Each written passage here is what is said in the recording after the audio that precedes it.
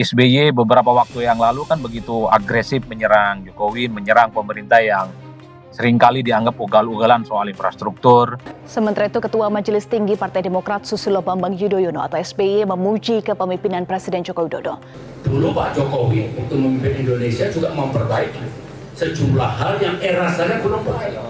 Tidak apa-apa, memang harus begitu di seluruh dunia. Serangan AHY pada pembangunan infrastruktur Jokowi blunder dan bisa jadi bunuh diri politik. Setahun gunting pita kira-kira masuk akal nggak? Ya kita nggak perlu juga diapresiasi. Sebagaimana yang sering disampaikan oleh AHY, Ketua Umum Partai Demokrat. Ketum gagal yang bernama AHY. AHY ini adalah anaknya si Pepa. Tetapi jangan mengatakan ini kehebatan kita 1 tahun gunting pita. Itu namanya claiming sesuatu yang Keturunan dari rezim gagal, 10 tahun gagal. Ya, SBY, Susilo Bambang Yudhoyono. Oke, terima kasih telah diletakkan landasan, telah dibangun 70%, 80%, sehingga kami tinggal 10% lagi gunting pita. Terima kasih Demokrat, terima kasih Pak SBY. Why not? Seperti beliau itu tidak pernah mau mencampuri masalah hukum. Kalau mencegal orang tadi seperti dibilang si Agus tadi. Kayaknya Demokrat yang udah puasa hampir 9 tahun ada di luar kabinet sekarang punya peluang untuk ikut icip-icip. Ditanya kemungkinan AHY jadi Menteri Jokowi, Demokrat, mudah-mudahan saja.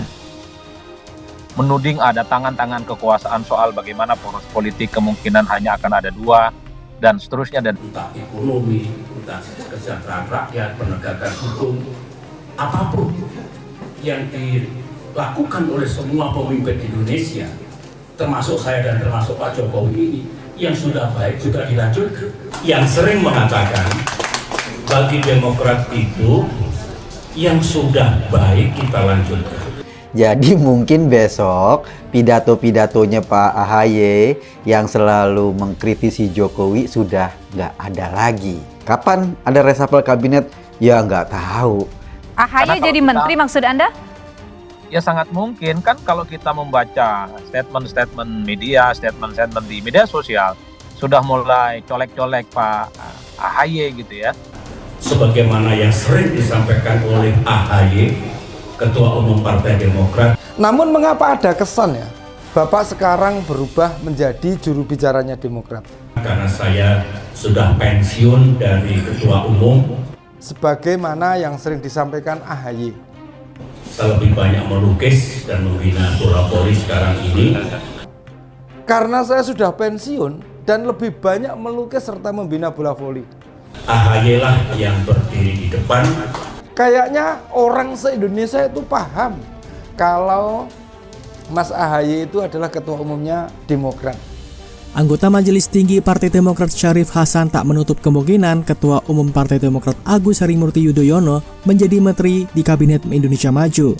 Menurut dia, Demokrat tak menutup pintu jika diajak Presiden Joko Widodo untuk memperkuat kabinetnya. Ya tentu kalau ada kepercayaan itu tentu bagus, ujar Syarif. Meski begitu, ia mengatakan bahwa semua keputusan ada di tangan Majelis Tinggi Demokrat. Mudah-mudahan saja AHY jadi menteri. Ya nggak tahu, tergantung Majelis Tinggi, kata dia. Wacana soal kocok ulang kabinet muncul setelah Syahrul Yassin Limpo memutuskan mundur sebagai Menteri Pertanian karena diduga terseret perkara korupsi di lingkungan Kementerian Pertanian atau Kementan. Di sisi lain, Syarif mengatakan saat ini wacana itu belum dibahas di internal Demokrat. Bahkan ia mengklaim tak mengetahui apakah benar Jokowi memberikan tawaran kursi menteri kepada Demokrat. Saya nggak tahu kalau soal apakah ada tawaran atau tidak, karena itu antara Pak Jokowi dengan Pak SBY, tutur dia. Adapun SBY sebagai Ketua Majelis Tinggi Partai Demokrat sudah bertemu dengan Jokowi di Istana Kepresidenan Bogor pada Senin 2 Oktober 2023. Syarif mengatakan dalam kesempatan itu SBY menjelaskan narasi perubahan dan perbaikan yang diusung Demokrat menghadapi pemilu 2024. Bagi Syarif, narasi itu bukan berarti perubahan total atas pekerjaan yang sudah dilakukan pemerintahan Jokowi dan Ma'ruf Amin. Perubahan dan perbaikan itu yang baik-baik diterusin, yang kurang diperbaiki, kata dia. Menurut dia, Jokowi sudah memahami narasi yang diusung Demokrat dan menyatakan sepakat dengan semangat tersebut. SBY beberapa waktu yang lalu kan begitu agresif menyerang Jokowi, menyerang pemerintah yang seringkali dianggap ugal-ugalan soal infrastruktur. Sementara itu, Ketua Majelis Tinggi Partai Demokrat Susilo Bambang Yudhoyono atau SBY memuji kepemimpinan Presiden Joko Widodo. Dulu Pak Jokowi waktu memimpin Indonesia juga memperbaiki sejumlah hal yang rasanya belum baik. Tidak apa-apa, memang harus begitu di seluruh dunia. Serangan AHY pada pembangunan infrastruktur Jokowi blunder dan bisa jadi bunuh diri politik. Setahun gunting pita kira-kira masuk akal nggak? Ya kita nggak perlu juga diapresiasi. Sebagaimana yang sering disampaikan oleh AHY, Ketua Umum Partai Demokrat, Ketum gagal yang bernama AHY. AHY ini adalah anaknya si Pepa. PK ini bukan tidak mungkin erat kaitannya dengan kepentingan politik pihak tertentu. Demokrat bercerita seperti itu. Dasar, jangan dulu Mbak, dasar kecurigaannya apa? Ya, Secara hukum apa yang dilanggar? Rosi, kenapa sih kita ini suka buruk sangka gitu? Tentu saja salah satu caranya adalah dengan mengambil alih Partai Demokrat. dengan izin Allah, masa Pak Prabowo untuk memimpin kita semua adalah melalui Pilpres yang akan datang. For you, saya siap turun-turun.